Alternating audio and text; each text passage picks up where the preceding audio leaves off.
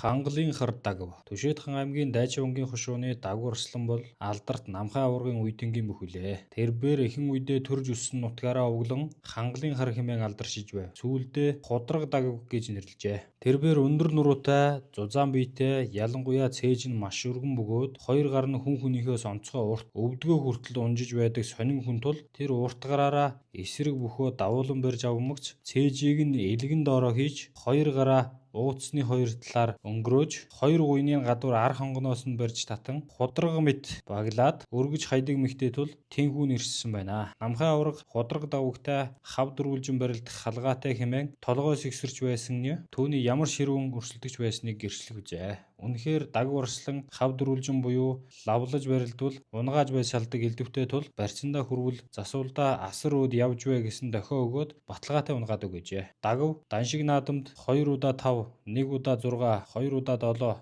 1 удаа 8, 1 удаа 10 давж зүрлэн Арслан зол хүртэж байжээ. Тэрбээр гараа дэвэ их сайхан хийдэг тул түүнийг харах гэж наадамчин болон бие биеэ дайрчих шахан хуйлардаг байжээ. Тэрбээр нийгмийн гарал байдлын хувьд тариачин бөгөөд Хангалын дарт хэмээх газар чулуун тэрэмтэй. Намрын намарт тэр тэрмээ босгож хурил татан ууггүй хөдөлмөрлөдөг учир заяа дагаж тарианд сайн ургадаг байжээ. Тэрбээр тэрмээ зөөхтөө 300 кг шахам тэрмийн 2 чулууг хинийч дэмгүйгээр өөрөө өргөдөг байж. Их том нүсэр биетэй байсан тул түүнийг гайгүй сайн морь өртөөний хоёр буудлын хооронд хүргэж дийлдэггүй байж. Нэг өвөл Дагав Арслан сангийн даваанаас төлөө авахар хэдэн үхрд хэрэгтэй очжээ. Гэтэл давааны өврийн модноос аль хуурайг урд жилүүдэд хүмүүс авч дууссан бөгөөд давааны арын асар их хуурай модтой газар очиж төлөө авах гэхээр сүрхий чирэгдэл гарч холуур алцамаар уулсыг тойрон ар хормойноос нь их өксөх ажээ. Уулын хэр дээгүүр үхрд хэрэгтэй гарах арга байхгүй учраас Дагав үхрд тэргээ давааны өвөр төрхөд өөрөө цуг явсан хүний хамт явган явж уулын хэрийг даван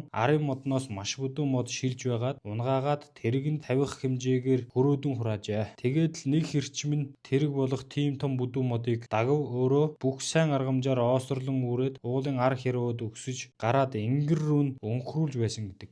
Ингэж тэрэгнүүдийнхээ бүх ачааг хэр дээгүүр давуулан өвөрт нь авчираад тэр бүрдээ ачиж ирдгийг хүмүүс үзэж байсан бөгөөд нэг тэрэг мод нь арал дүүрэн болж чэнгэлэг мэт харагддаг байжээ. Тэр нь уртаар 2 метр, бүдүүнээрээ 2 хүн 2 талаас нь тэрвэрч дөнгөж хүрэх хэмжээтэй моднууд байдаг байж. Нэг удаа Дагав Арслан Чойжив начин 2 түлээнд явж тэгтэл давааны өрөө нэг тэрэг онхолдсон ажээ. Дагав Арслан гүйж очоод шарныхаа боодоог татан тас огтлоод онхолдож төрүүлгээ харсан ачаатай тэргийг ганцаараа чүү хэмээн өргөж эргүүлээд тавьчихж наанаас нь туслах гэж очиж явсан Чойжив начин хожим Дагав Арслан бяртай гэдгийг би мэдлгүй яах вэ? Харин тийм ингүй тэнхээтэй гэж бодоогүй. Нуруунд нь юм орчих шиг санагдсан гэж ярьдаг байжээ. Нэг өдөр Дагав Арслан хятад бүсэнд очиж авдар цай худалдан авч данжаад чи ийм их цайг яаж авч явнаа гэхэд Дагав миний мөр хүчтэй сайн имэйл дээрээ тавиад мордон доо гэж. Тэгээ тэр цайгаа имэйл дээрээ тавиад мордоход морины нуруу хоцсхийн имэйлээ хуг суучихжээ. Дагав энэ цай чинь ийм хүнд байсан юм уу хайран имэйл гэснэ. За яах вэ өөрөө л өргөхөөс гэж хэлээд авдартай цайг мөрөн дээрээ тавиад морио хөтлөн явсан байна. Мөн намар будаа хураах үеэр Дагав Арслан будаагаа нуруулдаад нуруу нь хүрэхгүй болохоор ямар ч хамаагүй хүнээр дүүцтэй будаагаа өргүүлээд өөрөө нөгөө хүнээ будаатай юутай хүүтэн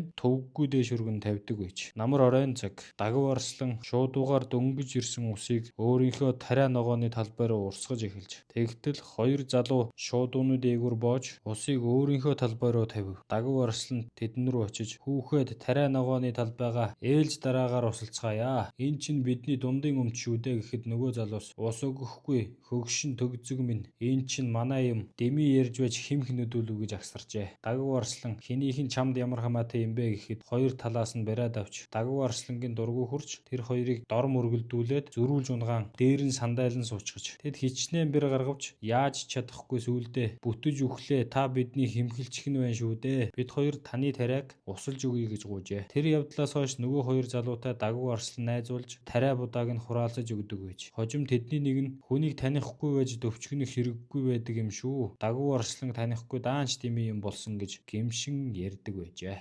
Та илүү ихийг сонсохыг хүсвэл subscribe дараарай.